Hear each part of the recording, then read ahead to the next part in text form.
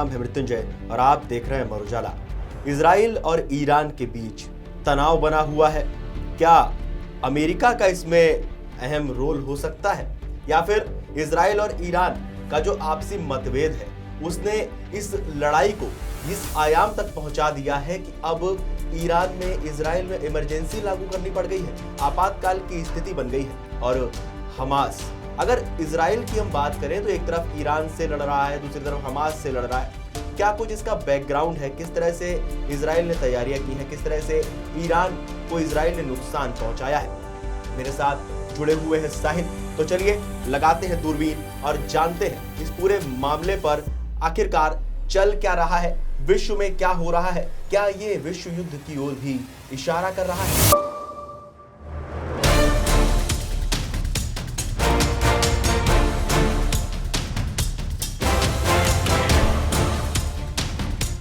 साहिल, सबसे पहला सवाल तो यही है कि जिस तरह से रशिया यूक्रेन में तनाव बना हुआ है, इजराइल हमास में तनाव बना हुआ है, इजराइल ईरान में तनाव बन चुका है, अमेरिका का क्या रोल हो सकता है? क्या ये विश्व युद्ध की ओर इशारा भी कर सकता है? बिल्कुल, और बहुत बड़ा इशारा ये विश्व युद्ध की तरफ हो सकता है। क्यों? क्योंकि अगर हम देखें, चाहे वो यूरोप हो, चाहे वो मिडिल ईस्ट हो, जब डोनाल्ड ट्रंप राष्ट्रपति बने थे, उनका सबसे पहला, अगर आपको बयान याद हो राष्ट्रपति बनने से पहले का, उन्होंने क्या बात कही थी? उन्होंने साफ कहा था कि हम जैसे ही राष्ट्रपति बनते हैं, जैसे ही मैं राष्ट्रपति बनता हूं, मैं रशिया यूक्रेन के बीच में युद्ध रुकवा दूंगा, ये जो मिडिल ईस्ट में युद्ध चल रहा है इसको रोक दिया जाएगा। पर क्या वो हुआ? बल्कि और एस्केलेशन बढ़ गया, युद्ध और बढ़ गया। भले ही बात कही गई सीज फायर की, चाहे वो अब इजराइल ने हमास के साथ सीज फायर किया हो, इजराइल ने हिजबुल्लाह के साथ सीज फायर किया हो, चाहे रशिया और यूक्रेन के बीच कुछ दिनों का सीज फायर चला हो, मगर सीज फायर टूटा। और वो जब टूटा उसके बाद युद्ध दोबारा से भड़क गया। तो क्या डोनाल्ड ट्रंप उस चीज में कायम हो पाए? क्या जो उन्होंने बात कही थी वो चीज नहीं हो पाई है? शांति दूत बनने का उन्होंने एक संदेश दिया था कि हम पूरे विश्व में जहां जहां लड़ाई चल रही है उसको शांत कराएंगे। भारत पाकिस्तान के बीच जो तनाव हुआ था उसमें भी आपने देखा कि उन्होंने किस तरह से हस्तक्षेप करने की कोशिश की, क्रेडिट लेने की कोशिश की। हालांकि भारत और पाकिस्तान ने आपस में बात करके उसे सुलझा लिया था। खैर, बात करते हैं इजराइल और ईरान की। अगर हम लाइव अपडेट की बात करें साहिल, तो इस समय की जो सबसे बड़ी खबर आई है वो ये है कि ईरान ने मिसाइल अटैक में आमिर अली हाजीजादेह की मौत की पुष्टि कर दी है। इसके क्या मायने हो सकते हैं? देखिए, मायने बहुत ज़्यादा, क्योंकि ये जो है, ये प्रमुख जनरल जो है इनके, आमिर अली हाजीजादेह, ये सब इनके सबसे बड़े कमांडर में माने जाते हैं। और ये जो एक कमांडर है, किसी भी देश का जो एक कमांडर होता है, जब किसी कमांडर को मार दिया जाता है, मान लीजिए एक आर्मी चीफ है, आर्मी चीफ वो है जिसके पास पूरी सिक्योरिटी के फोर्सेज हैं, वो सारे ऑर्डर्स देने वाला है पूरी आर्मी को। अगर आपने उस आर्मी की लीडरशिप को ही मार दिया, इसको अगर मैं आसान भाषा में समझाऊं तो अगर आपने पिछले युद्ध देखे हों, अगर मैं राजा महाराजा वाले समय में चले जाऊं, बिल्कुल, तो उसमें कहा जाता था ना कि अगर हमने सेनापति को मार दिया या राजा को मार दिया, शतरंज से ही ले लेते हैं, बादशाह मार दिया तो फिर आप जंग जीत गए। हाँ, अगर आप बादशाह मार दे रहे हैं, आप सेनापति को मार दे रहे हैं, जो सेना को लीड कर रहा है, अगर आप उसको मार दे रहे हैं, तो कहीं ना कहीं उसका जो डीमोरल का इफेक्ट पड़ जाता है सेना पे, और वहां से सेना कमजोर होनी शुरू हो जाती है। इसलिए यहाँ पे सबसे ज्यादा इंपॉर्टेंट यही हो जाता है कि जिस तरीके से उस कमांडर को मारा गया है, कमांडर के मरते ही सेना पे असर पड़ेगा, ईरान पर असर पड़ेगा, कि ईरान एक प्रेशर पे जरूर आएगा। क्योंकि अब तक ईरान के जो सुप्रीम लीडर है अयातुल्लाह अली खामेनेई, भले ही वो ये बात जरूर कह रहे हों कि हम अटैक करेंगे, हम रिटेलिएट करेंगे, हम अब नहीं छोड़ेंगे, ऐसी जो धमकियां वो लगातार पहले भी देते रहे हैं, चाहे वो हसन नसरल्लाह की मौत हो, चाहे वो यावा सिनवार की मौत हो, उस मौत के दौरान भी उन्होंने यही कहा था कि हम बिल्कुल नहीं छोड़ेंगे। हालांकि उस समय अटैक जरूर किया गया, मगर इस समय अभी तक कोई बड़ा अटैक नहीं किया गया, यहाँ तक कि ईरान का जो एयर स्पेस है उसको बंद कर दिया गया, जिस वजह से अब बड़े सवाल खड़े हो रहे हैं, क्या एक युद्ध की आहट शुरू हो गई है? बिल्कुल, जिस तरह से बेंजामिन नेतन्याहू ने एक वीडियो भी जारी किया और इसमें कुछ कहा गया है, सर इस वीडियो के बारे में आप कुछ बताएंगे? देखिए, इस वीडियो में इसी बात की पुष्टि की गई कि हमने किस तरीके से हमला किया, किस तरीके से हमने अपने अटैक को लॉन्च किया, क्यों हमने जो उसके न्यूक्लियर प्लांट्स है, क्यों उन्हीं जगहों को फोकस करके अटैक किया गया है, इस बारे में नेतन्याहू इसमें बता रहे हैं। क्योंकि इसमें पुष्टि बहुत ज़रूरी हो गई थी, क्योंकि ईरान पर इस तरीके का हमला होना, क्योंकि अगर हम ये बात सब जानते हैं कि अमेरिका और ईरान के बीच लगातार यूरेनियम के ऊपर, यूरेनियम संवर्धन के ऊपर बातचीत चल रही थी, न्यूक्लियर डील चल रही थी कि आप अपने यूरेनियम संवर्धन को रोक दीजिए, क्योंकि वो 90% तक पहुंच गया। और कहीं ना कहीं ये मानना पूरी दुनिया का भी है और अमेरिका का भी ये मानना है कि अगर ईरान यूरेनियम बना पाता है, अगर यूरेनियम का इतना संवर्धन कर पाता है, तो वो एक न्यूक्लियर प्लांट बना लेगा, एक न्यूक्लियर पावर बन जाएगा। ईरान के न्यूक्लियर पावर बनते ही सवाल ये है कि पूरी दुनिया पर इसका असर पड़ सकता है। सिर्फ अमेरिका के लिए खतरा नहीं है, अमेरिका के लिए तो खतरा है ही, क्योंकि अमेरिका काफ़ी क्लोज आता है, बाकी देशों पर काफ़ी असर पड़ सकता है। क्योंकि अगर इस तरीके का देश, क्योंकि ईरान के पास कोई ऐसी लीडरशिप नहीं है। ईरान के जो लीडर है अयातुल्लाह अली खामेनेई, वो एक माने एक ही लीडर है, सुप्रीम लीडर है। कोई वहाँ डेमोक्रेसी नहीं है, कोई किसी तरीके के इलेक्शंस नहीं कराए जाते हैं। ऐसी जगह पर अगर कभी भी इस तरीके की पावर आ जाती है तो बाकी दुनिया के लिए खतरा हो जाती है कि क्योंकि वहाँ पर सिर्फ अयातुल्लाह अली खामेनेई की बात चलेगी। अगर वो कह देते हैं कि हाँ न्यूक्लियर अटैक कर देना है, तो वो उसको कोई नहीं रोक सकता। और एक न्यूक्लियर अटैक होना किसी भी दुनिया के लिए, किसी भी देश के लिए बहुत बड़ी बात हो जाती है। बिल्कुल।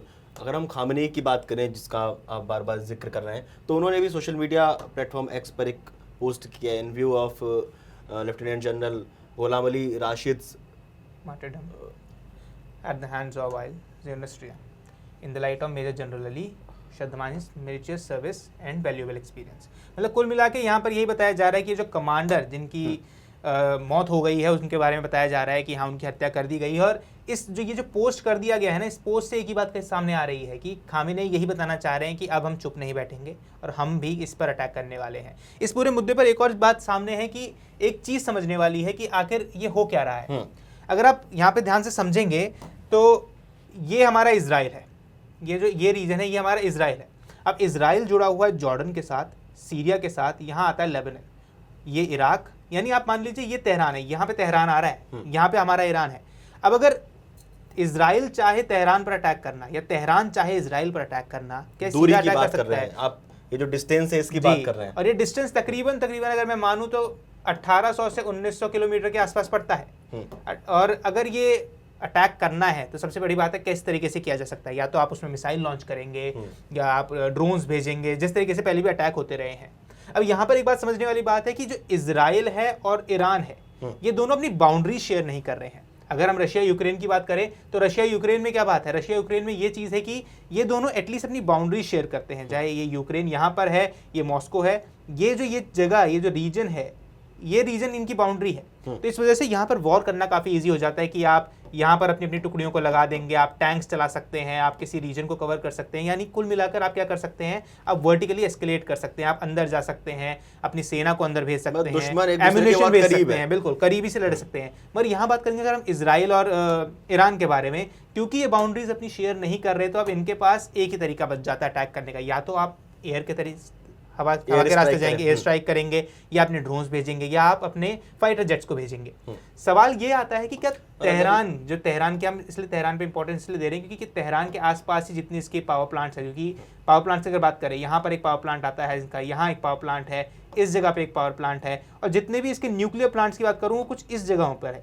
और यहाँ पर इनकी जैसे ये यहाँ यूएई के पास में है, ये कुवैत के पास में है, ये सऊदी के पास में है, और ये पर्शियन गल्फ जो है ये अपने आप में काफ़ी इंपॉर्टेंट हो जाती है अगर वो इजराइल पर अटैक करना चाहता है। क्योंकि एक रास्ता ये हो गया, आप सीधा अंदर घुस नहीं सकते, क्योंकि अगर आप यहाँ से कोई लॉन्च भी करते हैं अटैक, मान लीजिए आपने एयर स्ट्राइक लॉन्च भी कर दी, सबसे पहले आपको इराक को क्रॉस करना पड़ेगा। इराक का एयर स्पेस, इराक मान लीजिए मान भी जाता है इराक, जॉर्डन और सीरिया एक ऐसे स्टेट हैं, हो सकता है ये बीच में रोक दें उस एयर स्पेस को, जो भी लॉन्च चीज़ आ रही है उस चीज़ को पहले ही डिटेक्ट कर ले, उसको तोड़ दिया जाए। क्यों? क्योंकि कोई भी देश नहीं चाहेगा कि उनके एयर स्पेस को यूज़ करके किसी को अटैक किया जाए, क्योंकि अगर वो एयर स्पेस जो लॉन्च किया गया अगर वो कहीं पे भी गलत होता है कुछ भी, तो सीधा गिर के इन्हीं देश पे आ सकता है। तो अपने देश के ऊपर कोई भी नुकसान नहीं करना चाहेगा। दूसरा रास्ता बनता है ये वाला, जो ये रेड सी से होते हुए जाएं और फिर अटैक करें, पर ये बहुत लंबा रास्ता है। तो मुझे नहीं लगता कि ईरान इस तरीके से हमला करेगा। मगर सवाल यहाँ पर यही खड़ा हो रहा है कि आखिर ये अटैक अब किस तरीके से किया जाना है, क्योंकि जो तेहरान की, ऐसा नहीं ईरान अटैक नहीं कर सकता। अगर ईरान अपनी बैलिस्टिक मिसाइल्स हो जाएं, चाहे उनकी हाइपरसोनिक मिसाइल्स हो जाएं, अगर वो लॉन्च करता है तो बिल्कुल इजराइल पर अटैक हो सकता है। पर इजराइल के पास इसके 3 कवच मौजूद हैं, आयरन डोम जिसके बारे में सब जानते हैं, एरो 3 और एक डेविड स्लिंग। अब सीन ये है जिसके मैं पूरा अगर बात समझाऊं आपको, तो सबसे पहले इनका एरो 3 आता है, यानी जो पास से अगर आप कुछ भी अटैक कर दे तो एरो 3 उसको निष्क्रिय कर देगा। उसके बाद डेविड स्लिंग आता है, फिर आयरन डोम आता है। जो आयरन डोम है वो बहुत ज़्यादा रीजन को कवर करता है, तो यानी अगर आप बड़ी रेंज से कुछ चीज़ मार रहे हैं तो आपको ध्यान रखना होगा कि आपको आयरन डोम को निष्क्रिय करना पड़ेगा। हालांकि जो पहले अटैक किए गए थे, जो बात कही गई थी कि ड्रोन से अटैक किए गए थे, पिछली बार भी ईरान ने अटैक किया था। फिर यहाँ पर अगर हम बात करें, लेबनान से अटैक होते रहे हैं हिजबुल्लाह के, और जॉर्डन से अटैक होते रहे हैं बीच में, तो लगातार अटैक होते रहे हैं इसराइल के ऊपर। और ये जो अटैक किए जाते हैं ड्रोन के जरिए किए जाते थे, ये बहुत शॉर्ट रेंज होते थे, और जब शॉर्ट रेंज अटैक्स किए जाते हैं वो डिटेक्ट नहीं हो पाते रेडार में, और एक बार जो चीज़ डिटेक्ट नहीं हो रही रेडार में, उसको रोकना उतना ही मुश्किल हो जाता है। इसलिए कहीं ना कहीं यहाँ पर सबसे इंपॉर्टेंट रोल प्ले करेगा वो है इनका आयरन डोम और एरो 3। ठीक है साहिल, ये तो बात होगी कि यहाँ से तेहरान, ईरान और इसराइल किस तरह से कनेक्ट है, किस तरह से ये लोग अटैक कर सकते हैं। अगर हम अब बात करें अमेरिका की, तो अमेरिका एक खुद में बहुत बड़ा रोल प्ले कर रहा है इसके बीच में, क्या ऐसा कुछ है? क्योंकि जैसा हमने शुरुआत में ही बात की कि अगर ट्रंप आते ही शांति दूत की बात करते हैं, क्या कुछ नुकसान हो सकता है अमेरिका को, क्या कुछ फ़ायदा हो सकता है? इन दोनों के बीच में लड़ाई हो सकती है, नुकसान फ़ायदे क्या हो सकते हैं? भारत पे इसका क्या असर पड़ सकता है? देखिए, अमेरिका की अगर हम बात करें तो अमेरिका अपने आप में एक बहुत बड़े रोल में यहाँ आ जाता है। अगर हम इंडिया, अगर जब भारत और पाकिस्तान के बीच में जो सीज़ फायर कराया गया, डोनाल्ड ट्रंप ने लगातार ये बात कही कि हमने सीज़ फायर कराया, पर अचानक से जब वो खबर आई थी कि डोनाल्ड ट्रंप ने सीज़ फायर करा दी, क्योंकि सबसे पहले डोनाल्ड ट्रंप ने ही वो ट्वीट करके बताया, और देश भर में यही बात चली कि आखिर डोनाल्ड ट्रंप ने इसके बीच में क्यों पहले ट्वीट कर दिया, क्यों देश के प्रधानमंत्री ने नहीं किया, बिल्कुल, अब पहले इस तरीके से क्यों बता दिया गया। तो यहाँ पर अमेरिका पर इसलिए सवाल उठ रहे हैं क्योंकि जब भारत पाकिस्तान का युद्ध हुआ, जब एयर स्ट्राइक की जाती है मुरीद के पर, तब क्या होता है, मुरीद के पर जो हथियार मिलते हैं वो किसने सप्लाई किए हुए हैं, चाहे वो किसी भी रूट से आए हों, पर वो अमेरिकन वेपन्स थे। अब जब अमेरिकन वेपन्स पर अटैक होता है तो हमने देखा है, चाहे वो F-16 पर अटैक हो, किसी भी तरीके के जो जितने वेपन्स होते हैं उन पर अटैक किया जाता है, कि जेट्स पर अटैक किया जाता है, अगर वो अमेरिका की चीज़ें हैं तो अमेरिका चाहेगा कि उन चीज़ को बचाया जाए, क्योंकि उसको डिफेंड करना है कि देखिए हमने तो अपने तरफ से सही दिए थे, ये नहीं चला पाए। तो वो चीज़ें, एक चीज़ यहाँ पर सवाल खड़ी कर रही है। दूसरी बात ये आ जाती है कि यूएस प्रेसिडेंट का रोल इसमें इसलिए अहम हो जाता है क्योंकि यूएस प्रेसिडेंट लगातार, जब ये अटैक किया गया है तो यूएस की तरफ से एक स्टेटमेंट जारी किया गया कि हमें इस अटैक के बारे में नहीं पता था, पर लगातार ईरान के संपर्क में डोनाल्ड ट्रंप है, नेतन्याहू के संपर्क में डोनाल्ड ट्रंप है। पिछली बार जब नेतन्याहू अटैक करते हैं तो बताते हैं कि हाँ मेरी बातचीत हुई थी नेतन्याहू से। तो क्या इस बार ऐसा नहीं हुआ कि नहीं पता है डोनाल्ड ट्रंप को, या ऐसा तो नहीं है कि डोनाल्ड ट्रंप को पता सब कुछ है और ये चाहते हैं कि ये युद्ध हो जाए और इससे कुछ फायदा उनको भी मिल सके? भारत की अगर हम बात करें तो अगर ये युद्ध होता है, आगे बढ़ता है, तो पेट्रोल की बात हो जाए, किस तरह से भारत में इसका इफेक्ट हो सकता है? महंगाई बढ़ सकती है या और भी कई सारे फैक्टर्स हैं? बिल्कुल, सबसे बड़ी बात है महंगाई बढ़ जाएगी। अब महंगाई कैसे बढ़ जाएगी, सवाल ये उठता है। ईरान से हम काफ़ी मात्रा में अपना क्रूड ऑयल लेते हैं, ठीक है, और ईरान और रशिया, ये दो ऐसे स्टेट्स हैं जहाँ से क्रूड ऑयल लेते हैं। ईरान पर पहले ही डोनाल्ड ट्रंप ने, क्योंकि ये जो पूरा यूरेनियम का जो पूरा चल रहा था, यूरेनियम सर्वधर्म रोकने का, हम आपके ऊपर सैंक्शन हटा देंगे, ईरान के ऊपर पहले से कई ज़्यादा सैंक्शंस लगे हुए हैं, जिस कारण ईरान बहुत ज़्यादा ट्रेड नहीं कर सकता है। हालांकि इससे पहले ही बात ज़रूर शुरू हुई थी कि डोनाल्ड ट्रंप ने कहा था कि हम आपसे कुछ सैंक्शंस हटा देंगे, आप ट्रेड कर पाएंगे, जिस पर बात चल भी रही है। मगर इस बीच क्या है, इंडिया जो ट्रेड करता है, अगर क्रूड ऑयल्स के जितने वो ऑयल फील्ड्स है, अगर ऑयल फील्ड डिस्ट्रॉय होते हैं तो उसकी सप्लाई चेन रुक जाएगी। अगर वो सप्लाई रुक जाती है, चाहे हम वो रशिया से लें, चाहे हम ईरान से डायरेक्ट लें, कहीं से भी अगर वो सप्लाई चेन रुकती है तो वो दिक्कत कर सकती है, और अगर वो दिक्कत करेगी तो हो सकता है कि पेट्रोल, जो क्रूड ऑयल का प्राइस है, वो बढ़ जाए। जैसे ही क्रूड ऑयल का प्राइस बढ़ेगा, उससे होगा क्या, उससे दो चीज़ें होंगी। सबसे पहला, ट्रांसपोर्ट महंगी हो जाएगी। ट्रांसपोर्ट के महंगे होते ही जो चीज़ें भारत में आनी है, चाहे उनका आयात होना है चाहे निर्यात होना है, वो महंगा हो जाएगा। भारत में जो चीज़ें आ रही हैं, जो मार्केट तक पहुँचेंगी, जो आम लोगों की पहुँच तक आने वाली हैं, वो चीज़ें महंगी हो जाएंगी। इसकी वजह से हो सकता है कि 3 से 4% का हमें इंक्रीज देखने को मिल सकता है अच्छे लेवल पर। चलिए साहिल, बहुत बहुत धन्यवाद आपका ये सारी जानकारी हम तक पहुंचाने के लिए।